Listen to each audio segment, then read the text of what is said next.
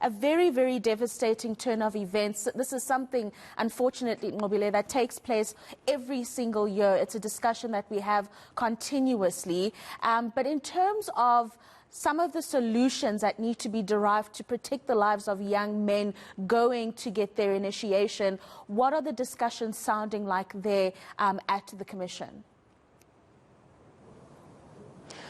Well, Rafiwa, from what we've heard from the CRL Commission, they're saying that the major and one of the main pointers in this is that illegal schools need to be shut down. But of course, this won't happen with the CRL Commission alone. This needs law enforcement. This needs people on the ground. This also includes families that needs to also play their part.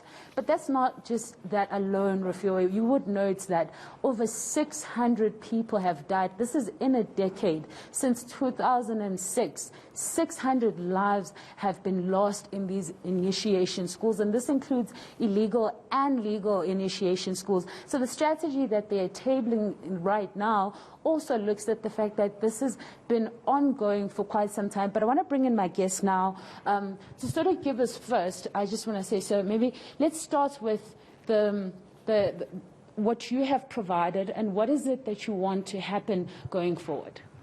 Well, this is part of what we call accountability tool for the province to be able to achieve zero death of initiates in the province. First is the closure of initiation schools and the persons responsible to be brought to book, and that successful prosecutions be publicized as a deterrent. The second is the issue of introduction of specialized courts to be able to deal or expedite the charges and prosecution of the crimes related to initiated schools.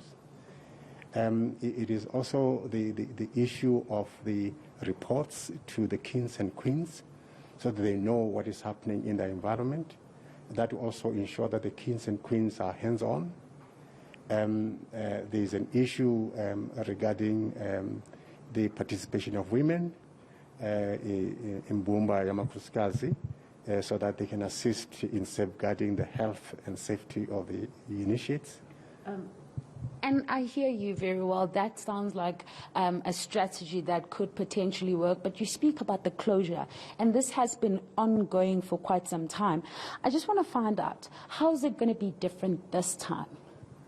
Well, we have looked into their, what they call, risk adjustment strategy.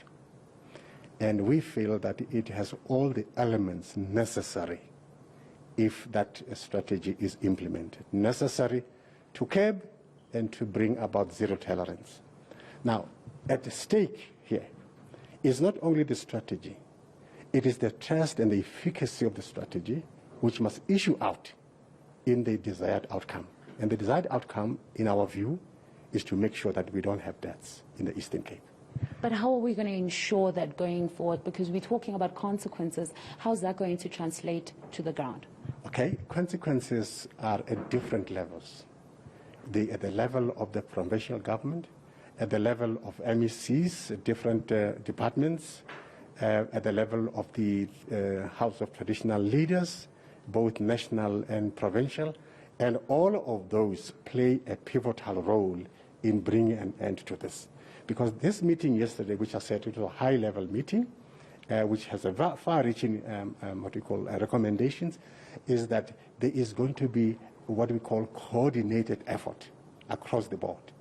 But of course, they raise the issue of unfunded mandate, which means they don't have the resources to be able to do that. What they do have is the customary Initiation Act of 2021. However, it is not accompanied with resources, and we are recommending that they need to approach government to be able to deal with the issue of funding. But our aim as a CRL, we don't see justification only in money. You can put as more money as possible. It is the efficacy of the strategy to achieve what is desired. Now, we believe, for now, until proven otherwise, that the strategy, if well orchestrated, it has the potential to achieve what we seek to gain. Let's talk about the traditional leaders. All of this has happened whilst they are still there, and you are bringing them in now in the risk adjustment strategy. But failure to do this, what will happen to them? In fact, to say that is that the Act, the Customary Act of 2021, Section 20, subsection 1, it places the onus and responsibility of initiation schools at the doorstep of the traditional leaders. Now, the buck stops there, which is why our recommendation is that reports should be sent to the kings and the queens so that they know what is happening in their environment, and knowing means they can then devise strategies of intervention early enough before death occurs in that environment. And also, lastly, this is obviously not just a problem that is in Eastern Cape alone. We also have seen it in Gauteng with illegal schools. Are you aware of the bogus schools that are currently in Gauteng? And what is the strategy nationally to ensure that this illegal schools, or the mushrooming of these illegal schools, really end? In Gauteng, you'll remember that we embargoed or banned the initiation schools for 2 years, and we issued compliant list, which they did comply. Only last year, I think March, we opened the initiation schools. If bogus schools exist, it means the police are not actively engaged and the communities around. So we are calling on the SAPS to make sure that the law sticks. Let's not allow people to act criminally under the cloak of culture when the intention is commercialization motive of making quick buck by discrediting this culture. So we want to make sure that in Gauteng, if they exist, now as I speak, the SAPS must ensure that they do what is necessary to curb these illegal activities. Of course, the name implies, if it's illegal, it means it's unlawful. Who must then act? The law enforcement agencies.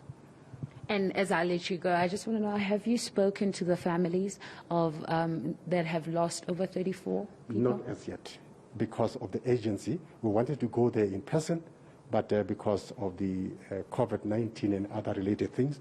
But we hope that we'll have time to make sure that we visit Eastern Cape to meet with the families. All right. Thank you very much, Chairperson.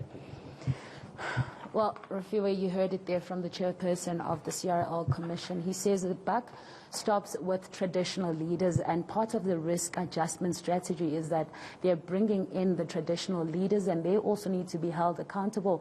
But he's also saying that this culture has been misused in terms of illegal, or the mushrooming of these illegal schools. But he says there is an importance of still preserving the culture, despite what is happening. But what they are ensuring now is that there is some enforcement going forward, and they're going to be watching that closely.